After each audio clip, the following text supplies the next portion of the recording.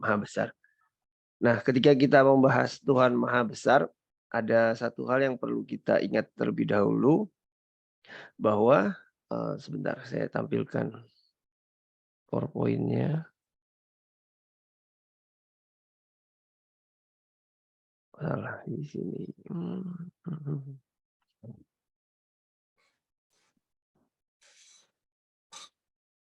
Iya, tentang Tuhan yang Maha Besar. Nah, ada 3 hal nanti yang mau saya, sampaikan, latar belakang dari mana kok bisa ada istilah Tuhan Maha Besar, kemudian inti dari pemahaman Tuhan yang Maha Besar, kemudian yang terakhir adalah kesimpulan. Nah, saya, ketika mempelajari ini saya sampai pada satu kesimpulan bahwa segala sebutan tentang Tuhan yang ada di dalam Alkitab kita, itu sebenarnya adalah cara manusia untuk mendefinisikan Tuhan. Nah, ketika saya mempelajari tentang ketuhanan, justru malah Tuhan itu adalah sesuatu yang tidak bisa didefinisikan. Tuhan itu tidak bisa maksudnya didefinisikan artinya gini, Tuhan itu tidak ada batasan untuk Tuhan. Nah, karena kita sebagai manusia yang terbatas, kita adalah ciptaan, maka ketika kita melihat sesuatu yang tidak terbatas, maka akal pikiran kita, otak kita akan berusaha untuk mendefinisikan hal tersebut. Contoh misalnya ada istilah Tuhan, Tuhan yang menyediakan. Ini yang disebut di dalam Kejadian, yaitu ketika memerlukan sesuatu, Tuhan itu ada di situ.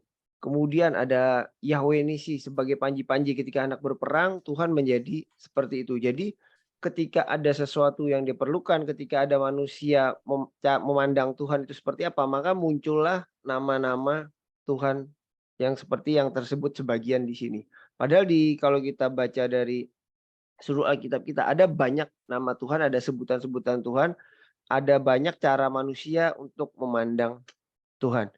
Saya sampai pada kesimpulan yaitu, eee, nama-nama Tuhan, istilah-istilah Tuhan yang maha besar, maha apa, itu merupakan statement subjektif yang diciptakan oleh manusia.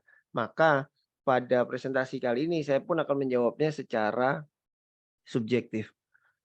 Nah, untuk yang kemarin materi minggu kedua antara iman dan akal, saya sampai pada kesimpulan juga seperti ini. Iman mendahului akal, itu poin pertama. Kemudian iman itu bisa dibuktikan dengan akal, tetapi iman tidak selalu masuk akal. Nah, contohnya aja saya ambil contoh di dalam, Alkitab kita. Ini cerita tentang, Musa membelah lautan. Dan itu ada satu komputer, ini penelitian di tahun 2010. Jadi, ketika dimasukkan dalam logic komputer, kemudian dimasukkan di dalam coding, di dalam, metrik-metrik komputer, saya kurang paham penjelasan di bawahnya, bahwa Laut Merah dengan dimasukkan dengan perhitungan komputer itu memang bisa terbelah dengan cara ditiupkan angin. Jadi, kalau orang berkata Laut Merah itu tidak mungkin atau mungkin, Alkitab kita itu hanya dongeng, bagaimana dengan perhitungan seperti ini? Jadi para saintis, para ilmuwan itu bisa membuktikan bahwa Laut Merah itu memang pernah terbelah saat itu. Bagaimana caranya terbelah itu dijelaskan di dalam artikel ini. Nah, jadi kalau ada yang bilang iman itu akal selalu bertentangan dengan iman, saya kurang setuju. Yang benar adalah iman yang tidak selalu masuk akal.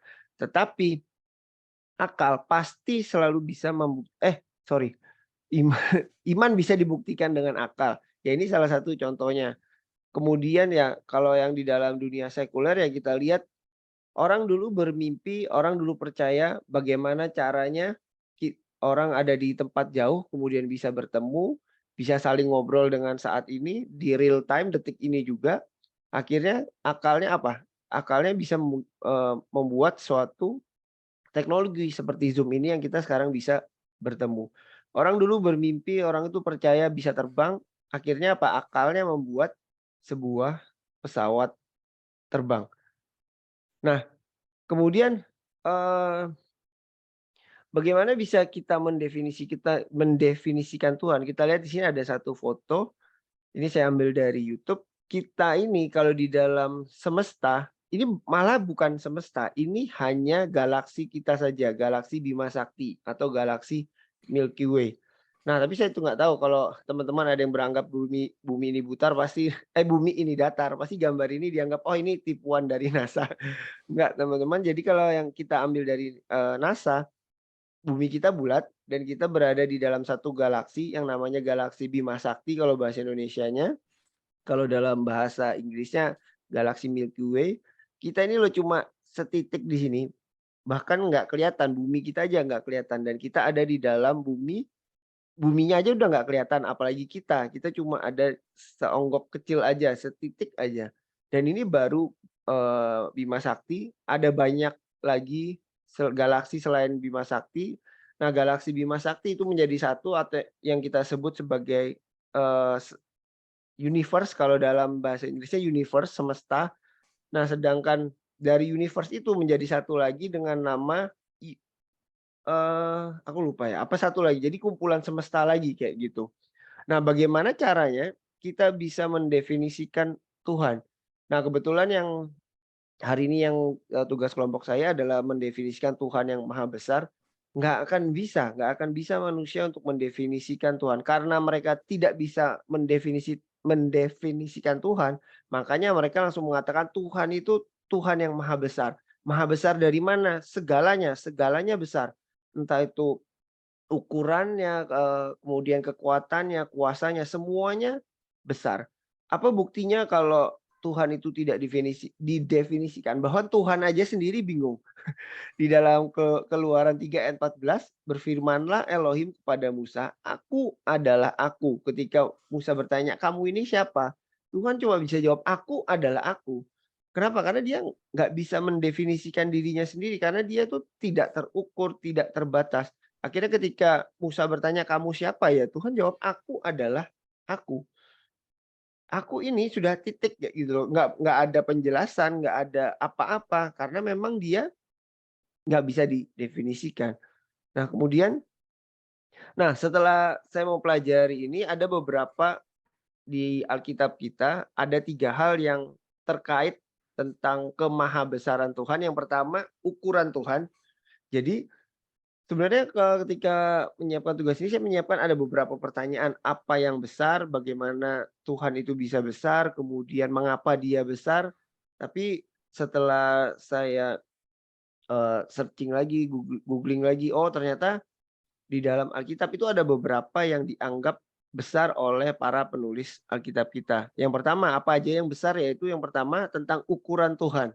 Nah, contohnya aja di Yesaya 48 ayat 13, "Tanganku meletakkan dasar bumi dan tangan kananku membentangkan langit, ketika aku menyebut namanya semuanya bermunculan." Nah, seperti yang saya bilang tadi, kita ini nggak bisa mendefinisikan Tuhan. Jadi Yesaya ini mungkin dari posisi dia lagi di titik sini yang "you are here" ini, dia melihat ke atas, dia membayangkan, "Oh, gimana ya tangan Tuhan bisa bisa merangkai bintang-bintang, menyusun bintang. Oh, berarti tangan Tuhan ini besar sekali." Nah, kira-kira seperti itu ketika Yesaya memandang bahwa Tuhan yang maha besar itu seperti itu. Kemudian ditawari, "Sesungguhnya langit, bahkan langit yang mengatasi segala langit, tidaklah dapat memuat engkau, terlebih lagi rumah yang kudirikan ini." Jadi ya itu, kita balik lagi penulis Tawari melihat lagi ke langit. Wih, langit ini besar, Tuhan itu besar, kira-kira cukup nggak ya menampung Tuhan? Nah, kemudian di Yesaya lagi mengulangi, "Sesungguhnya bangsa-bangsa seperti setitik air di dalam timba dan dianggap seperti sebutir debu dalam neraca, sesungguhnya pulau-pulau dari abu halus beratnya." Jadi dia menganggap kita ini kecil, Tuhan itu ukurannya sangat besar. Kemudian setelah ke apa namanya, setelah ukuran yang besar, apalagi yang besar? Yaitu the power of God, maksudnya aku coba pakai kata kekuatan, pakai kata kuasa, nanti kalau misalnya saya berkata-kata tentang kuasa dipikirnya, oh tentang kesembuhan, tentang mujizat, enggak. Tapi yang mau saya sampaikan hari ini adalah kuasa dalam hal, bukan bukan kayak kesembuhan dan lain-lain, enggak sih, gimana ya, makanya saya pakai bahasa Inggrisnya the power of God. Dia yang telah membuat bintang, kartika, dan bintang-bintang belantik yang mengubah kekelaman menjadi pagi dan yang membuat siang gelap seperti malam. Dia yang memanggil air laut dan mencurahkannya ke atas permukaan bumi. Yesaya lagi mengatakan, arahkanlah matamu ke langit, siapa yang menciptakan semua bintang itu dan menyuruh segenap tentara mereka keluar sambil memanggil nama mereka sekalinya, satu pun tiada yang tidak hadir, sebab ia maha kuasa dan maha kuat. Nah, jadi setelah tadi ukuran yang besar, kekuatan Tuhan itu juga besar. Kenapa? Karena dia bisa mengatur semuanya. Dia bisa mengatur tentang air laut. Amos yang mengatakan dia bisa mengatur pagi, kemudian dia bisa membuat siang menjadi malam. Nah, dari semua itu tadi, kita bisa lihat itu kan cuma secara subjektif manusia memandang kebesaran Tuhan. Nah, kemudian ada juga Yoel. Apa yang besar dari Tuhan, yaitu suaranya. Tuhan mengaum dari Sion dari Yerusalem. Ia memperdengarkan suaranya dan langit bumi bergoncang. Suara Tuhan di atas air, Tuhan yang mulia mengguntur, Tuhan di atas air yang besar. Suara Tuhan penuh kekuatan, suara Tuhan penuh semarak, suara Tuhan mematahkan pohon aras. Bahkan Tuhan menumbangkan aras Libanon. Ia membuat gunung Libanon melompat-lompat seperti anak lembu dan gunung Sirion seperti anak banteng. Suara Tuhan menyemburkan nyala api. Nah, Bapak Ibu, teman-teman semua, kan kita bisa lihat mulai dari ukuran, kekuatan, dan suara itu merupakan cara subjektif manusia memandang Tuhan. Jadi saya sampai pada satu kesimpulan bahwa istilah Tuhan Maha Besar itu merupakan istilah manusia mendefinisikan Tuhan itu sendiri.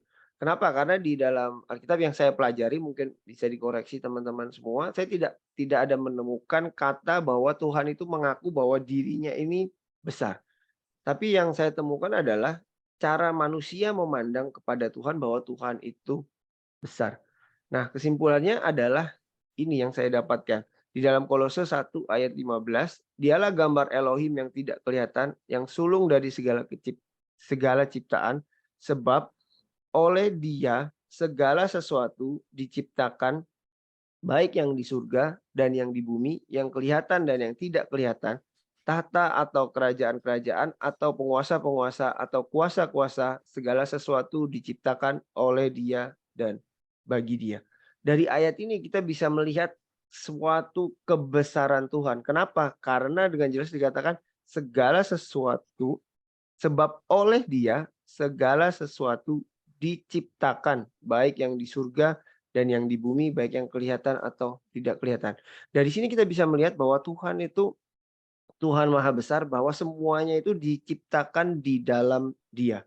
Ada Paulus dengan jelas lagi mengatakan di berikut-berikutnya, semua segala sesuatu yang terjadi itu diciptakan di dalam Dia. Nah, saya mau membagikan satu gambaran yang mungkin bisa membantu teman-teman semua bagaimana caranya kita bisa memahami Tuhan yang Maha Besar. Nah, sekarang giliran kita pakai akal, pakai logika berpikir kita yang sangat sederhana. Bentar, saya mau stop ini dulu, ganti yang ini.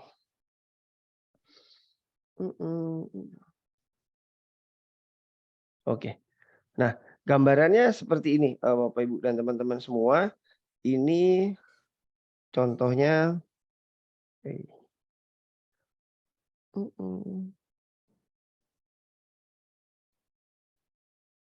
Sebentar, pakai yang ini aja deh.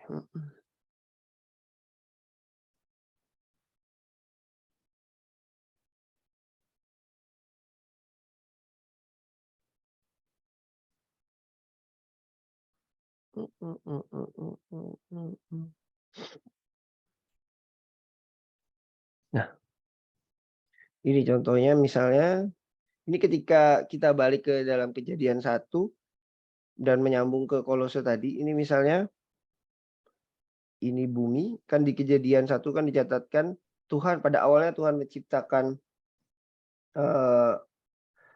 langit dan bumi. Kalau dalam bahasa Inggrisnya God created heaven and earth. Ini langit. Nah, Terus kalau mengacu dalam Kolose bagaimana cara kita memandang kemuliaan Tuhan, seolah-olah kayak gini, kalau misalnya Tuhan itu Tuhan yang maha besar, terus ada yang mengatakan bahwa Tuhan itu tinggal di surga, bagaimana dengan menjawab, pernyataan bahwa Kejadian 1 itu, sebelum itu kan Tuhan tinggal di mana? Waktu itu kan surga belum diciptakan. Nah, jadi saya sampai pada satu kesimpulan, yaitu ketika Tuhan menciptakan bumi dan langit dan keduanya ini bersinggungan, Tuhannya di mana? Semuanya ini ada di dalam Tuhan. Nah, jadi kesimpulan saya seperti ini tentang Tuhan Maha Besar, bahwa bumi dan langit diciptakan, segala sesuatu diciptakan, semua diciptakan di dalam Tuhan. Kemudian bagaimana caranya kita yang ada di bumi yang cuma setitik ini bisa mendefinisikan Tuhan, ya dengan yang beberapa hal yang saya jelaskan tadi sebelumnya. Itu saja yang bisa saya sampaikan. Terima kasih, Pak Andreas. Tuhan Yesus memberkati, Pak. Iya, oke, baik Pak Agus, terima kasih. Ada pertanyaan, silakan. Oke, kita sharing-sharing saja. Mau dari kacamata non-rasional, irasional, atau yang lain. Boleh. Oke, silakan.